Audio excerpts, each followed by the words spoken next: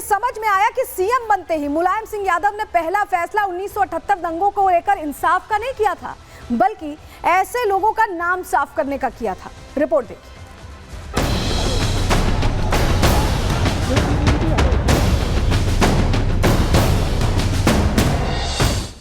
संभल में 1978 के दंगों का दर्द, सपा सरकार दंगाइयों की हमदर्द। तुष्टीकरण की राजनीति, दंगाइयों पर मुलायम नीति। 1978 में हिंदुओं पर अत्याचार, मुलायम बने खेवनहार।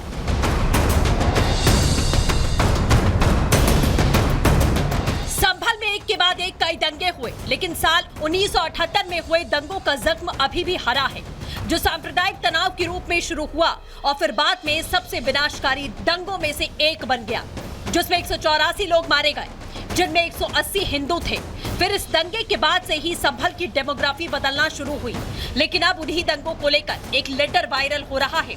आरोप लग रहे हैं तत्कालीन मुलायम सिंह यादव सरकार पर। आरोप है कि 1978 के दंगों को लेकर पुलिस ने 16 मुकदमे दर्ज किए थे, लेकिन राज्य में सपा सरकार बनी तो 8 मुकदमे वापस ले लिए गए। बकायदा इसके लिए राज्य सरकार की तरफ से उस समय आदेश जारी किया गया था।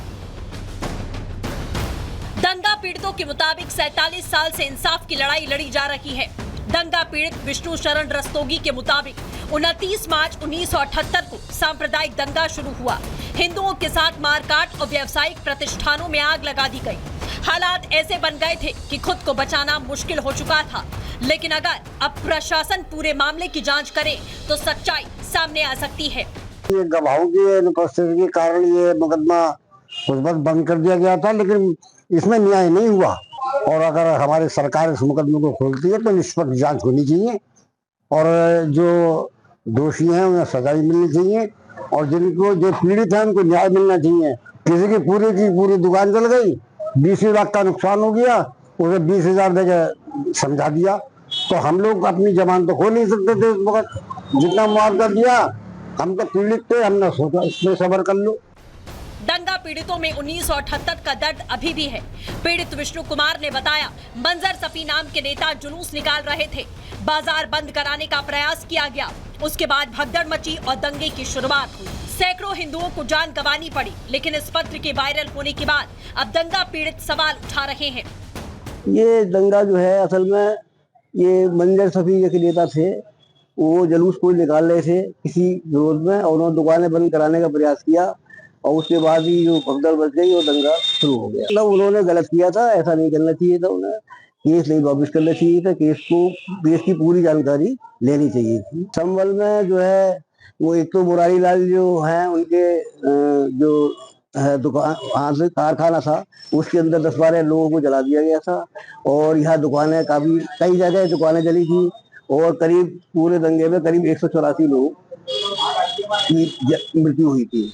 हालांकि 24 नवंबर को संभल में भड़की हिंसा के बाद अब एक्शन तेज है। आदेश जारी कर दंगे की फाइलें खोली जा रही हैं, पूरी रिपोर्ट मांगी गई है, लेकिन मुलायम सरकार के इस पत्र को लेकर भी तमाम सवाल खड़े हो उठे हैं। Bureau report, Republic Bharat. तो देखिए, कई सवाल खड़े हो रहे हैं कि आखिर ये इस तरह की मनमानी की गई कि 16 केसेस थे, उसमें से 8 केसेस वापस ले लिए गए और सभी विशेष समुदाय के लोगों से जुड़े हुए थे। लेकिन इस मामले में शासन जांच का आदेश दे चुका है। किस तरह से कार्रवाई आगे बढ़ रही है, जरा आपको बताते हैं, जानकारी आपके सामने रख रहे हैं। दरअसल 1978 दंगे की फाइल दोबारा खोल दी गई है योगी राज में। 47 साल पहले जो पुराने दंगे हुए थे उसमें जांच की तैयारी यहां शासन की तरफ से दिखाई दे रही है। शासन ने 9 जनवरी को दंगों की रिपोर्ट मांगी थी। 1978 में जो दंगे हुए थे, जितना नुकसान हुआ था, पूरी जानकारी शासन की तरफ से मांगी गई। आदेश के बाद 1 हफ्ते में रिपोर्ट सौंपने की बात कही गई थी। रिपोर्ट मांगने के बाद अब फाइलें खंगाली जा रही हैं, सच तक पहुंचने की कोशिश की जा रही है। दंगों से जुड़ी कई फाइलें अब तक अधिकारियों को मिल चुकी हैं और अब तक 1978 दंगों के 10 केसेस की फाइलें उनके पास है, पुलिस की रिसर्च की जा रही है। कई मामलों में जांच के अधिकारी का बयान तक नहीं दर्ज है। सोचिए, जो जांच का जिम्मा संभाल रहे थे उनका भी बयान दर्ज नहीं होने दिया है उस दौर की सरकार ने। जैसे जांच आगे बढ़ी, सारे गवाह भी उस दौर में पलट गए थे। एक तरफा बयानों के आधार पर केस की फाइल को बंद कर दिया गया था। फाइलों में सिर्फ 1983 तक का रिकॉर्ड अब तक मिल पाया है, बाकी वक्त का सारा रिकॉर्ड इस वक्त गायब है। लेकिन योगी राज में शासन ने जैसे ही ये रिपोर्ट मांगी, क्योंकि गृह विभाग योगी आदित्यनाथ के पास ही है, और ऐसे में जब फाइल तैयार होगी तो सीधे योगी आदित्यनाथ के पास जाएगी। क्या एक्शन लिया जाएगा, इस पर सबकी निगाहें। लेकिन योगी पहले ही बता चुके हैं कि इस मामले को लेकर उनका रुख कैसे रहने वाला है। विधानसभा के अंदर उन्होंने जिक्र किया था 1978 दंगे का। क्या कहा था उस वक्त, सुनिए सर। कि अगर संभल के बारे में हम जब बात करते हैं महोदय, एक लंबा सिलसिला है इस संभल का, और अगर मैं संभल की जब चर्चा करता हूं तो संभल में कैसे माहौल खराब किया गया वहां पे। ये संभल में दंगों का जो इतिहास है 1947 से ही प्रारंभ होता है। 1947 में एक मौत होती है, 1948 में 6 लोग मारे जाते हैं, 1958 में भी दंगा होता है, 1962 में भी दंगा होता है, 1976 में भी 5 लोगों की मौत वहां पर हुई थी, और 1978 में 184 हिंदुओं को सामूहिक रूप से जला दिया गया था। 184 हिंदुओं को हत्या हुई थी, हिंदुओं की हत्या हुई थी, और जलाया भी गया था, और 184 हिंदू मारे गए थे वहां। तो देखिए, योगी आदित्यनाथ ने बकायदा विधानसभा के अंदर जिक्र किया था, और ऐसी उम्मीद अब जाहिर की जा रही है पत्र सामने आने के बाद फाइल खुलेगी और जांच होगी और सच्चाई की तह तक पहुंचेंगे तमाम जो अधिकारी। लेकिन इस बीच बड़ी खबर जो आ रही है आपके सामने रख रहे हैं। दरअसल कल संभल पहुंचेगा 3 सदस्यीय जांच दल, और 24 नवंबर 2024 को जिस तरह की हिंसा हुई, जिस तरह दंगे भड़काने की कोशिश हुई, उन तमाम चीजों की गहनता से जांच की जाएगी।